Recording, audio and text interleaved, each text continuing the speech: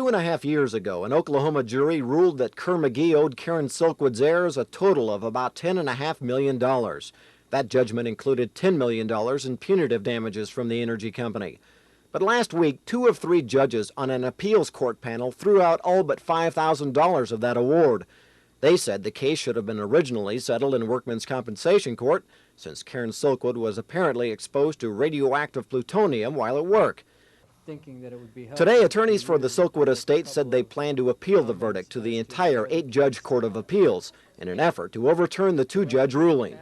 In essence, the Court of Appeals has said that no matter how badly a corporation operates, whether they do it intentionally or grossly negligently or any other way, they can't be hit with punitive damages.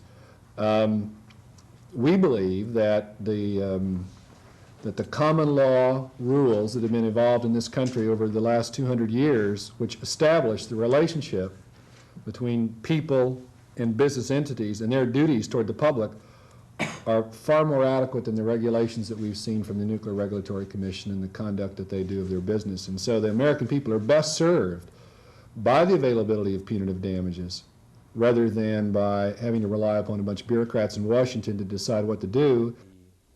A spokesman for Kerr McGee said he was not surprised by today's announcement. We expected an appeal, and we are confident that in the appellate level that the Kerr McGee position will be upheld. The important thing is that as the matter now stands, the Silkwood interests have not succeeded in establishing any of their allegations, any they have ever made. The Silkwood attorneys have about 10 days to file their petition for a rehearing. They hope to receive that hearing within the next 2 to 3 months. Scott Wallace, Action 4.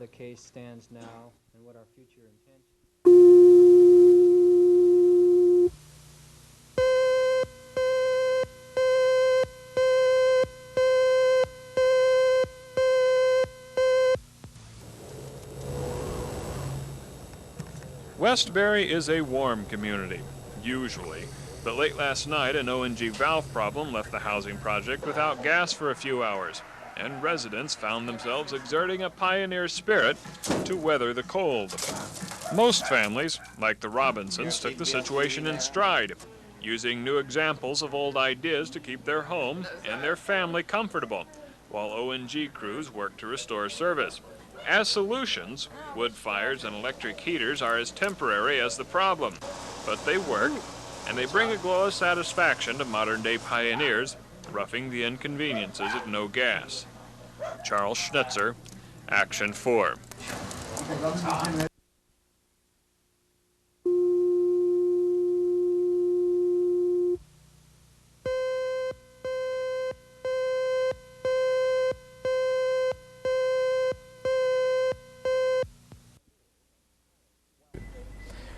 While more and smaller premature babies can be saved, there is nothing that can really prepare the parents for the anguish of wondering if their baby will survive.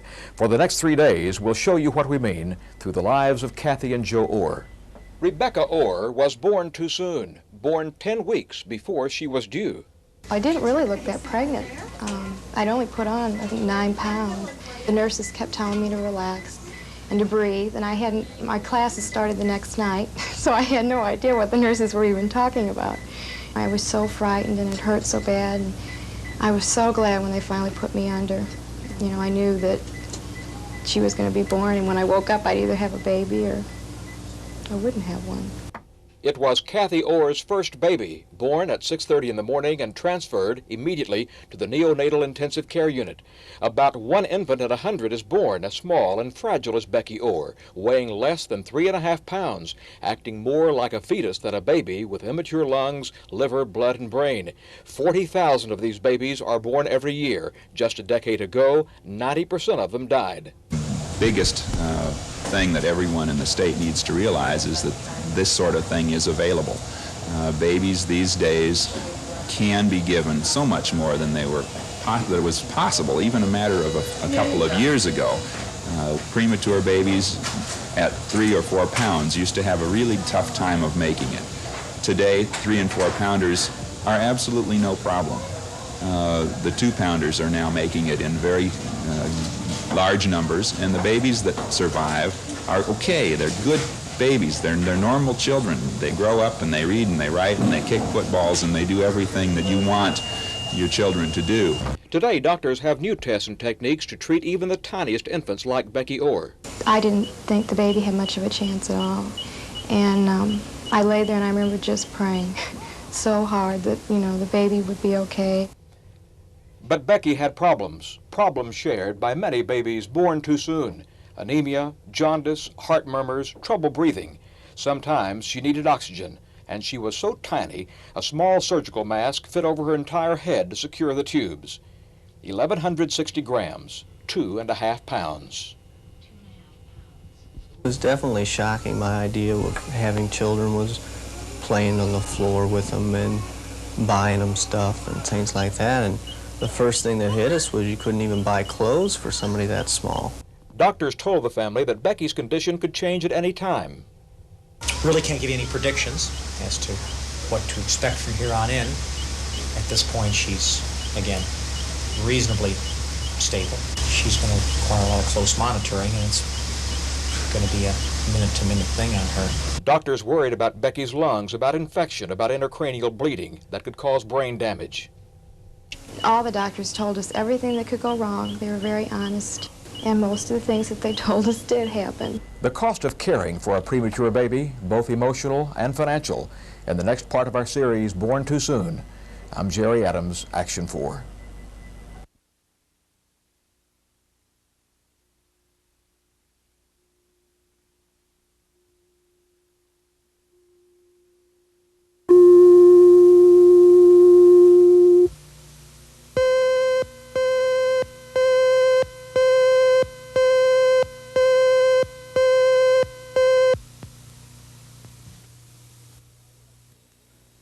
Authorities say Joe Mac Ewing was a friendly fellow.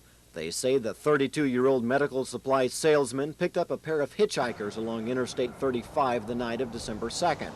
The hitchhikers mistook the well-dressed Ewing for a doctor.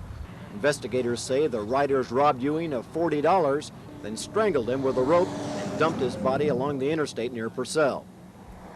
The case broke a few days later when authorities discovered the victim's Dodge station wagon in Gonzales, Texas. They arrested the two men sleeping inside the car. Two agents from the OSBI returned the suspects to the Cleveland County Jail. Physical evidence found in the car and statements from both suspects led to the filing of first-degree murder charges against the men. 24-year-old Donald Louvre and 25-year-old Ray Hallett were arraigned before Cleveland County Special District Court Judge Gary Purcell. Louvre pled not guilty to the murder charge. Hallett tried to plead guilty, but Judge Purcell convinced him to plead not guilty, at least until he's had a chance to consult with an attorney. Bond was denied for both suspects. Cleveland County prosecutors will try to prove that the two young hitchhikers ended the life of Joe Mac Ewing along this stretch of I-35. Now, one of the officers involved with the case says there's an important lesson to be learned here. Don't pick up hitchhikers, or else they just might be the last passengers you ever pick up. Scott Wallace, Action 4 in Norman.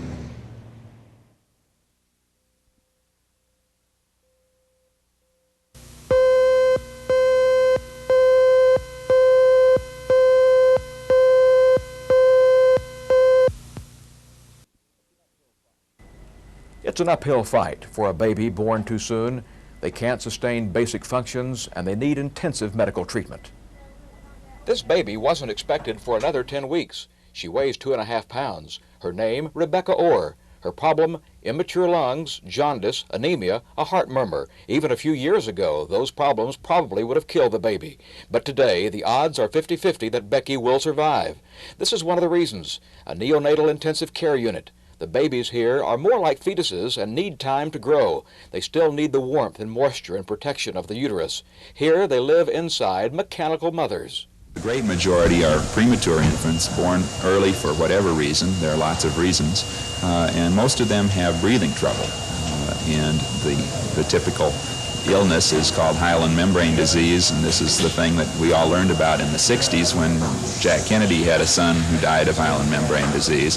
The situation here is that we have to breathe for these children. We have to use ventilator type equipment and actually give them their breaths, give them extra oxygen and support them. This is the first time Joe Orr has been able to see his baby daughter. I was so afraid to touch her because she looks so fragile. She's so wired up, and she's on part oxygen inside the hood. I didn't want to get her upset, but I wanted to touch her because she was my little girl. She feels pretty strong. But that little girl is awfully sick. Then she started with the apnea bradycardia. The nurses called it A's and B's and acted very casual about it, and it scared me half to death. Those medical terms became everyday language for parents of preemies, acne and bradycardia, words that mean a child's heart rate is slowed or breathing is stopped. First time it happened, I was holding her, and all of a sudden the alarms went off. She'd stopped breathing. I thought maybe it was something I had done while I was holding her, and then it happened 2 more times while I was holding her that same day. At that point, you have to wonder how attached can you get to somebody that may not be there the next morning when you come in. If I had lost her that first week, it would have been terrible. But once I saw her and held her, that would have been so much worse. And I remember almost being frightened to see her. Becky was in the hospital for 2 more weeks before she recovered and was finally allowed to go home. Some parents never recover from the emotional strain of having a sick infant, and almost always there is fear for the child's future. And that's when the worrying and watching really begins, as we see in the next part of our series, Born Too Soon. I'm Jerry Adams, Action 4.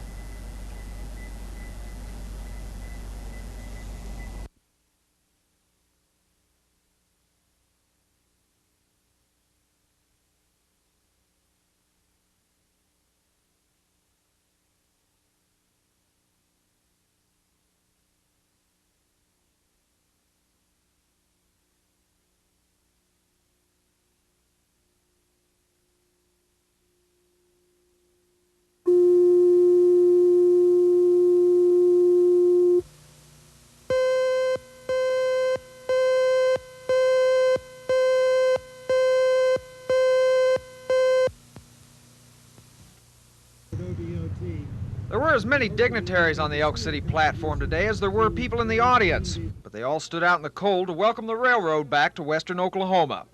62 miles of track running from Elk City to Hydro was bought by the state and leased to Farm Rail, a group of private investors who will pay back the $3.1 million cost to Oklahoma.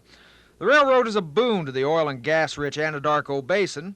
It will carry drilling equipment in and, maybe just as important, carry wheat out. Farmers are pleased with the help they got from the state with the line, but they're not too thrilled with the federal branch of government today. Because, farmers say, a House-passed bill will guarantee the price they get for the crops shipped on Farm Rail won't cover the cost of production.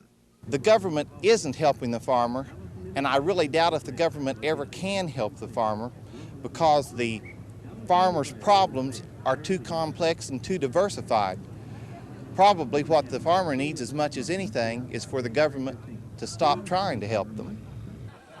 The bill provides for $11 billion over 4 years. It will go for such things as price supports and disaster aid.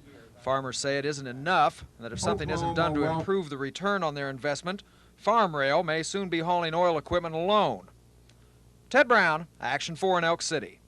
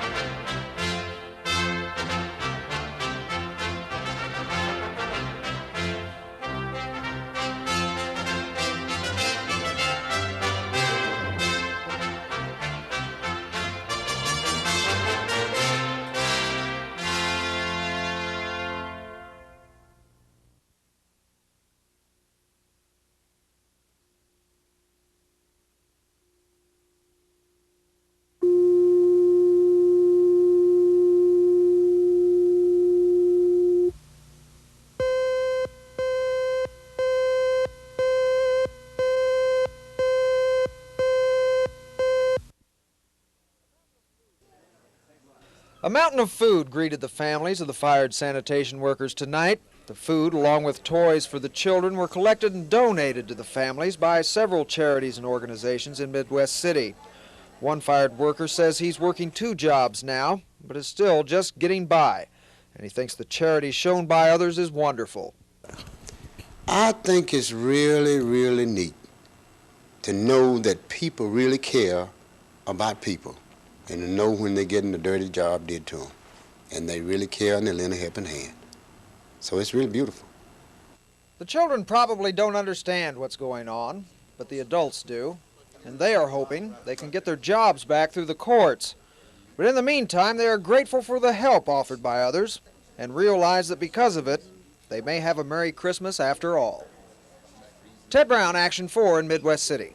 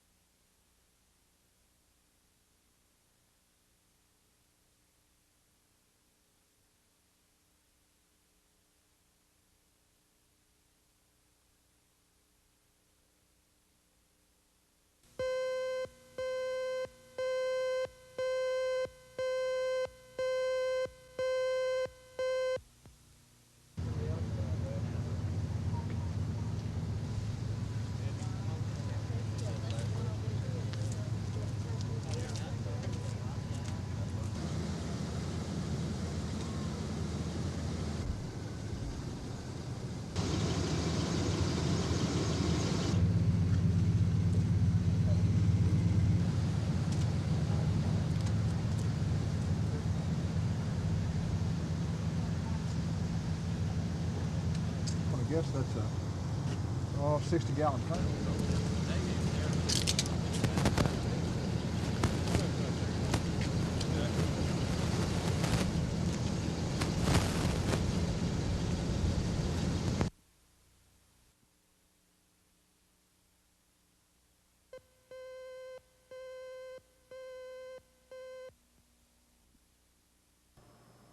Are you to the point where you're trying to nail that down and decide, yeah? And so I may end up in that field too. I haven't decided. Should be a very good opportunity too. There are a couple of professors up there that or something, but I don't think that counts for anything. Yeah. What I'd like to do, perhaps, they asked me once during the interview, what I'd be most satisfied in accomplishing, if I were to look back on my career 20 years from now. And I think if I discovered something really original or profound that would make a deep impact on human society, I'd like to discover something that was that would affect the course of mathematics or science, in the future.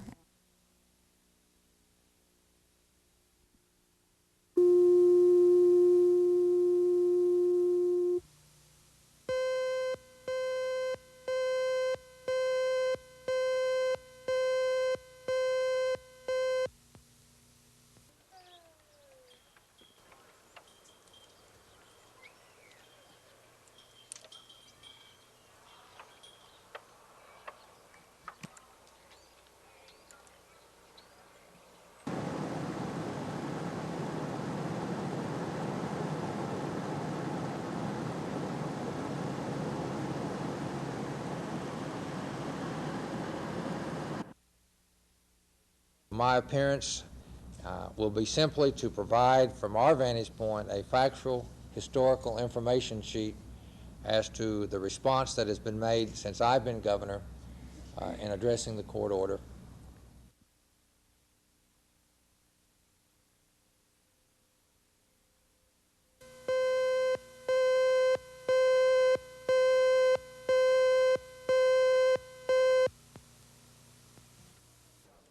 The House committee suspects that FAA officials at the Air Traffic Control Center in Oklahoma City may have rigged the scores of 14 students. Tom Joyce, a staff member of the House Civil Service Committee, says the committee is going to ask the Inspector General of the Department of Transportation to investigate the score changes. It's believed that 14 students who failed by less than 2 points may have had their scores changed to passing grades. 2 staff members recently traveled to Oklahoma City to investigate the grade changes.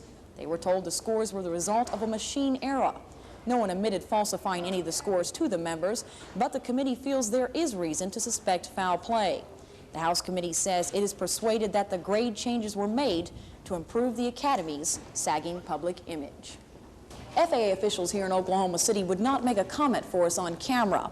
They say when the errors were discovered, they began their own investigation. In that review, 7 students formerly named as failures were found to have passed. The review was then passed over to the Civil Medical Institute. They confirmed the passing of the 7 students, but found that 3 other passing students had actually failed the test. So as you can see, there's a lot of confusion at this point. The actual story on the scores remains to be seen. Sherry Sellers, Action 4.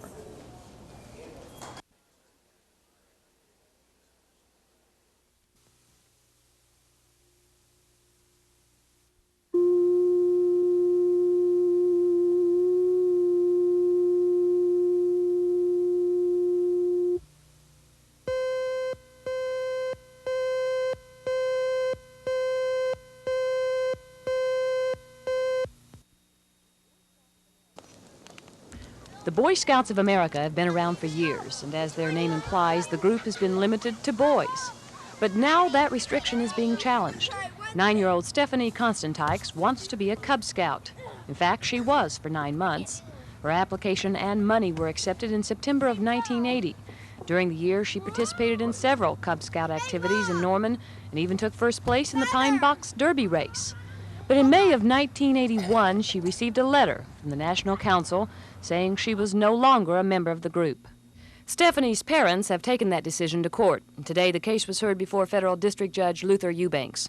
Stephanie's attorney maintains the little girl has been treated unfairly. Yes, I do. I think any person is when they've entered into a situation and joined an organization or signed a contract, and the other side says, we don't want to be bound by that anymore. You gave your word and we've given ours, and now we want out on ours, and we're sorry, here's your money back. In addition to trying to get Stephanie back in the group, Hutchman points out that a constitutional issue has also been raised. He feels the Boy Scouts fall into a different category than most private organizations because their members do not make the rules. Judge Eubanks has taken the case under advisement, so Stephanie still doesn't know if she can or cannot be a Cub Scout. But when asked how she hopes it turns out, her stand is strong. I win. Carol Lambert, Action 4.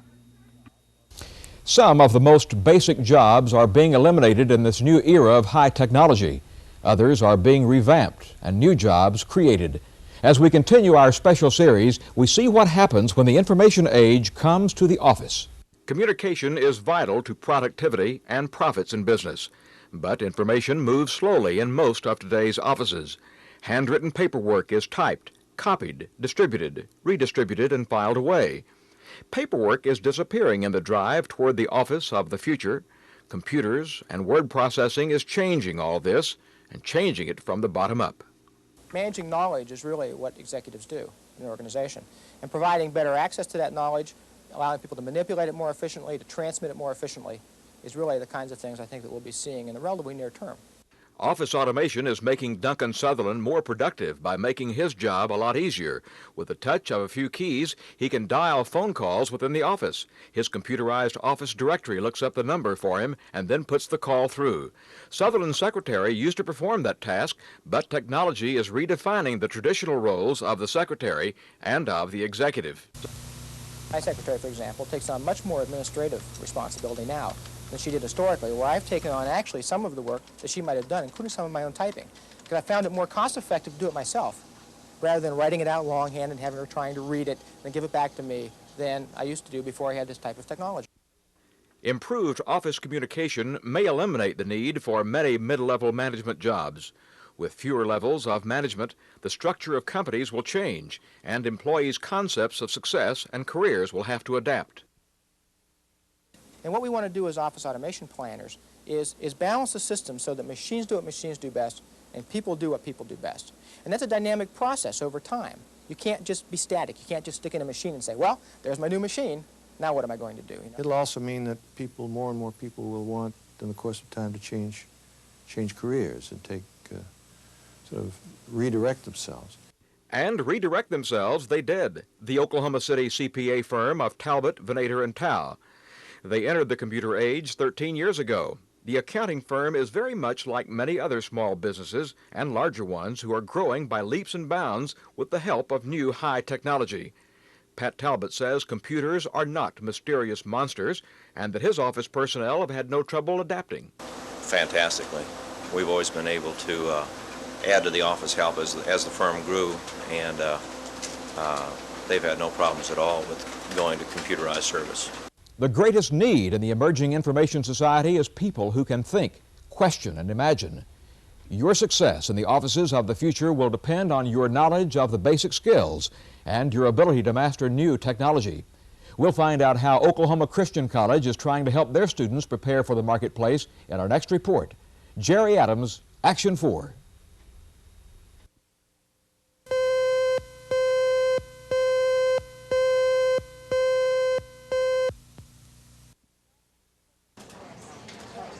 While some people sing Christmas carols or spend the day relaxing in front of the television, here's what these people are doing. I'm sorry, the circuits are busy. Would you call later, please? I'm sorry, sir. All of those circuits are busy now. Will you try your call later, please? I'm sorry, the circuits are busy now. Nearly everyone picks up the phone Christmas Day, and it's up to these people to assist them in making their calls. This year's phone calls have flooded in at a faster pace than last year's. Before the day's over, 680,000 phone calls will be placed through an operator in Oklahoma City. That's a 12% increase over last year. Why? The economy. People can't afford to travel like they used to, and so money that would be spent in airfare or travel is flowing to the phone company. Many of the circuits have been flooded and overloaded today. It'll get even busier tonight. So people at Southwestern Bell have some advice to you when you're making your call. If they can dial a 1+, because that would be a cheaper rate and they won't have to wait on an operator. So just try to dial your calls 1+ without the assistance of an operator, and it'll go through not only cheaper but faster also. By the way, if you want to help these people even more, be patient. The lines are going to be busy. And try to use the 1+ method whenever you can. And maybe when you're making that phone call, think about the person at the other end and how they're spending their Christmas. Busy. Can you try back later? You're welcome.